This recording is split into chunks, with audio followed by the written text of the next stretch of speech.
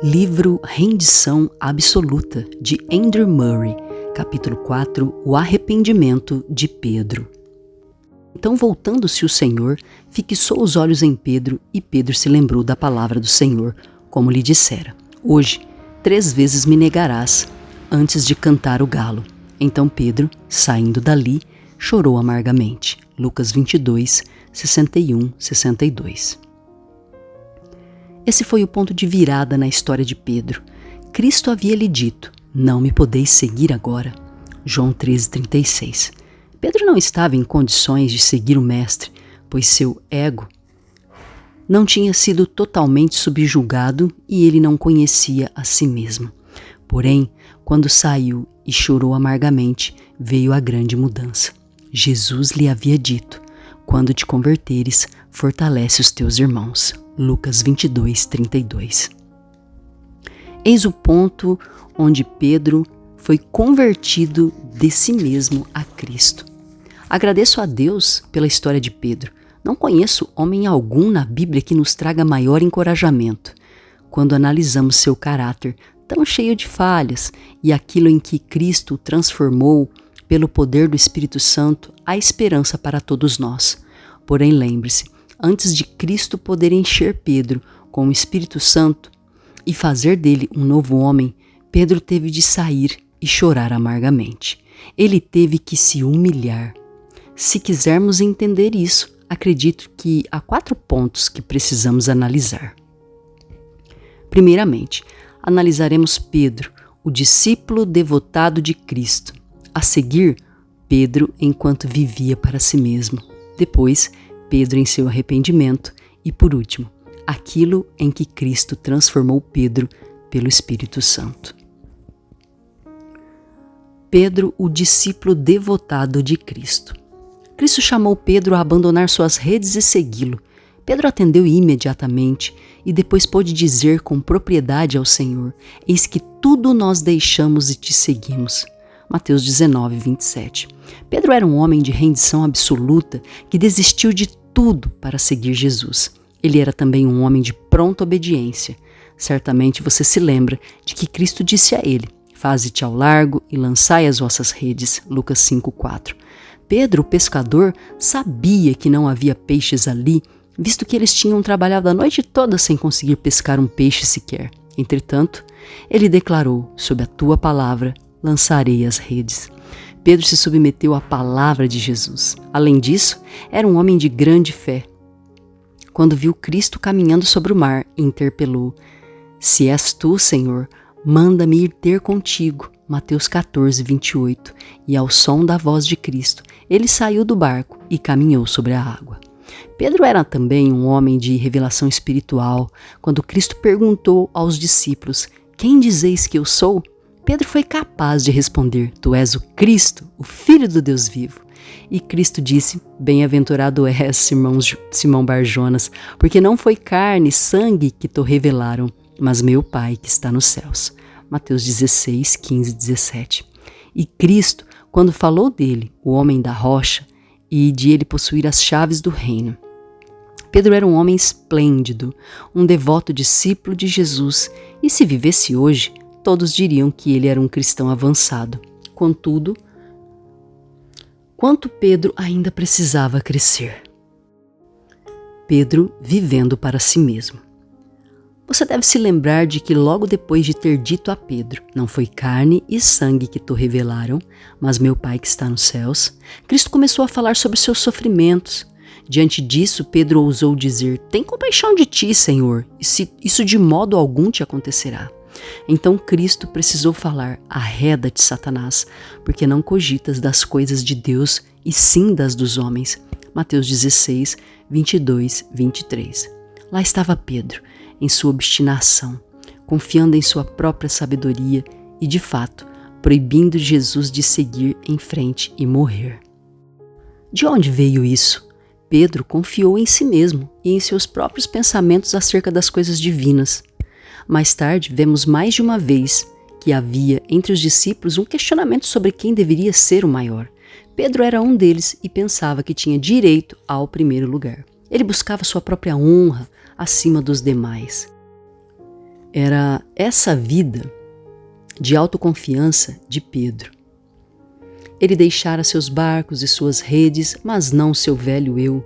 Após falar a Pedro sobre seus sofrimentos e dizer arreda-te, Satanás, Cristo prosseguiu: se alguém quer vir após mim, a si mesmo se negue, tome a sua cruz e siga-me. Mateus 16, 24. Ninguém poderá segui-lo se não fizer isso. O eu precisa ser totalmente negado. O que significa? Lemos que quando negou a Jesus, Pedro disse 3 vezes que não o conhecia. Mateus 26, 70, 72, 74. Em outras palavras, não tenho a ver com ele. Ele e eu não somos amigos. Eu nego ter qualquer ligação com ele. Cristo disse a Pedro que ele precisaria negar a si mesmo. O eu precisa ser ignorado e todas as suas reivindicações rejeitadas. Essa é a raiz do verdadeiro discipulado. Mas Pedro não a entendeu e não conseguiu obedecê-la. O que aconteceu? Quando a última noite chegou, o mestre lhe disse: antes que o galo cante, tu me negarás 3 vezes.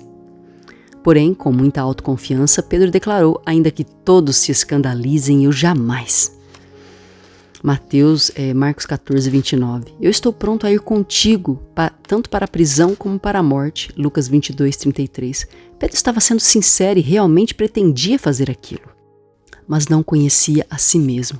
Ele não acreditava ser tão mau quanto Jesus disse que ele era.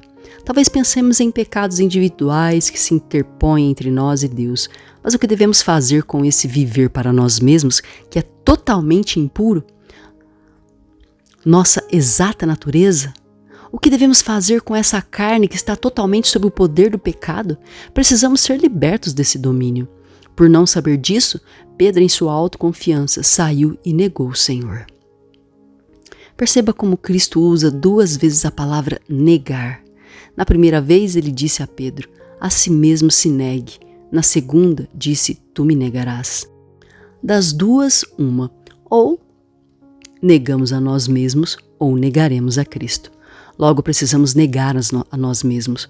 2 grandes forças lutam contra a outra: a natureza do eu, no poder do pecado, e Cristo no poder de Deus. Um deles precisa nos governar. O eu deu origem ao diabo.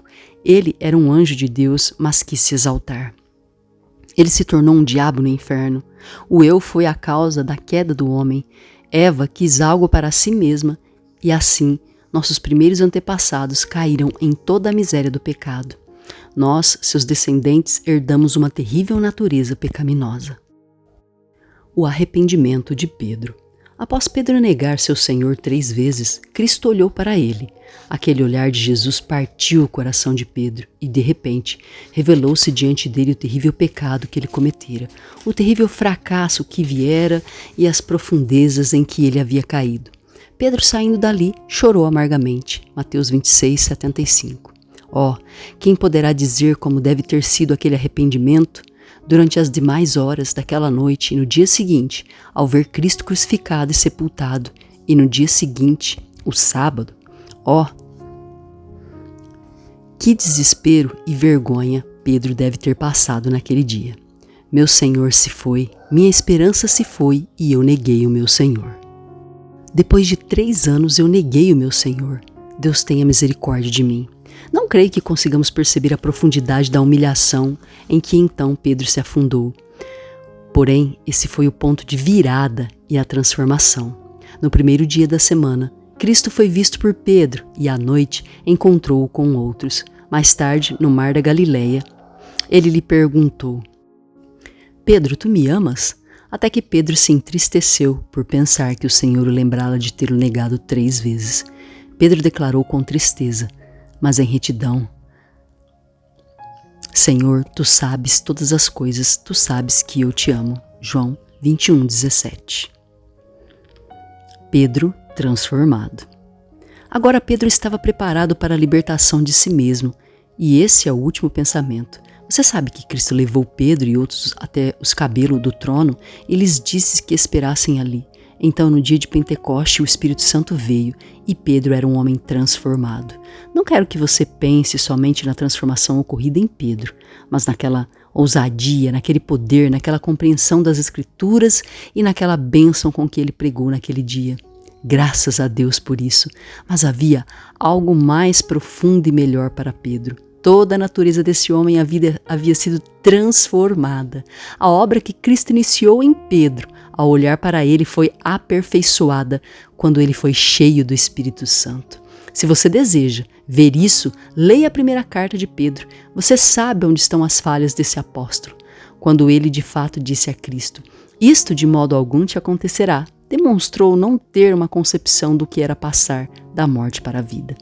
Jesus disse: "A si mesmo se negue", e apesar disso, Pedro negou o seu Senhor. Quando ele o advertiu: "Tu me negarás", Pedro, ao insistir que nunca o faria, revelou o quão pouco entendia o que havia em si mesmo.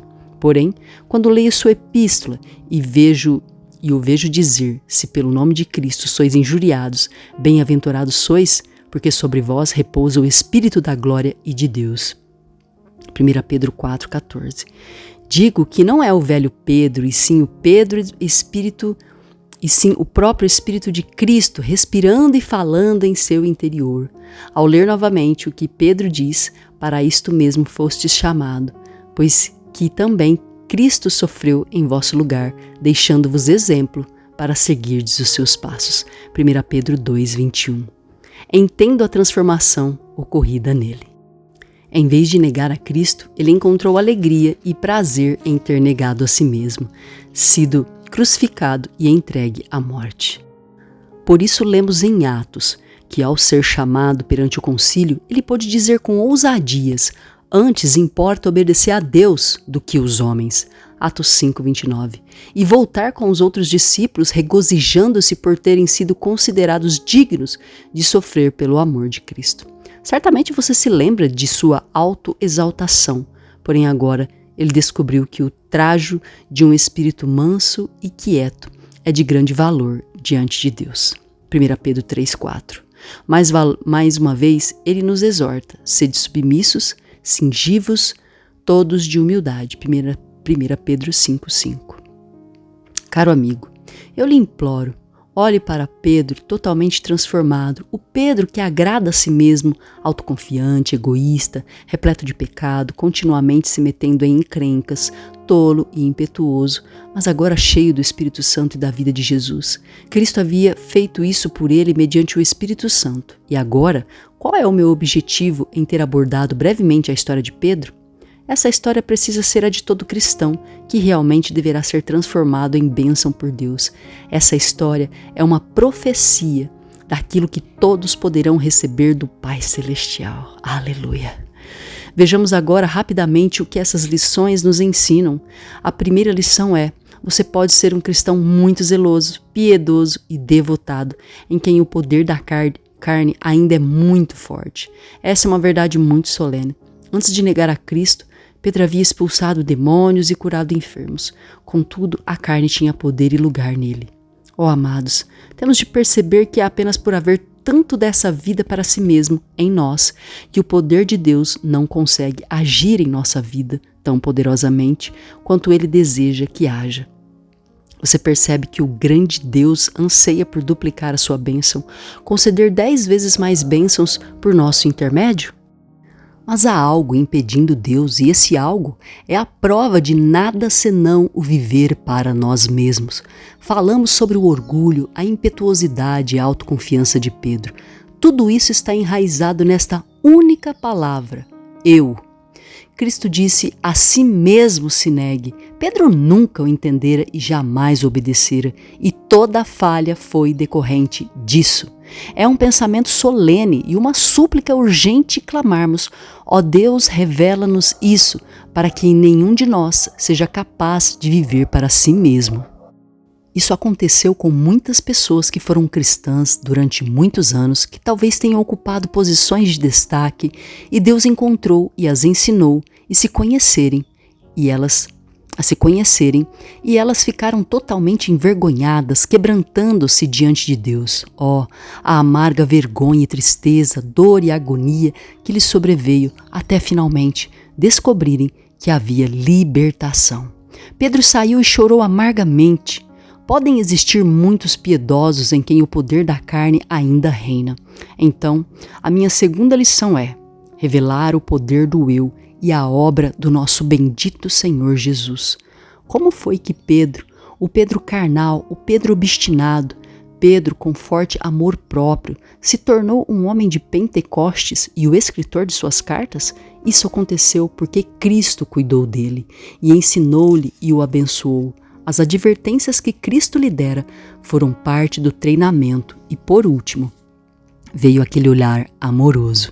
Em seu sofrimento, Jesus não se esqueceu dele, voltou-se e olhou para ele, e Pedro, saindo dali, chorou amargamente. E o Cristo que levou Pedro ao Pentecostes, está esperando hoje para assumir o comando de todo o coração que estiver disposto a entregar-se a Ele.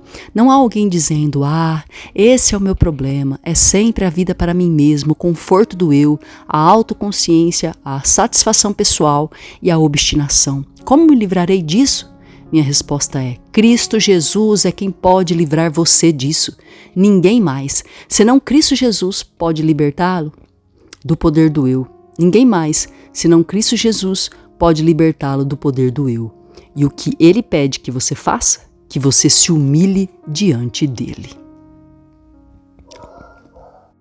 Oração. Pai, obrigado por nos dares o exemplo de Pedro em Tua palavra. Ao longo da história da vida de Pedro, que nos é mostrada, não há ponto algum no qual eu não possa me ver de uma maneira ou de outra. Ele coloca um espelho diante do meu zelo efêmero, meu amor indiferente, minha fé míope e minha força interior vacilante. Mas nele eu vejo também quão amado eu sou por ti, mesmo com toda a minha falha em negar a mim mesmo e, em vez disso, todas as maneiras como eu nego a ti.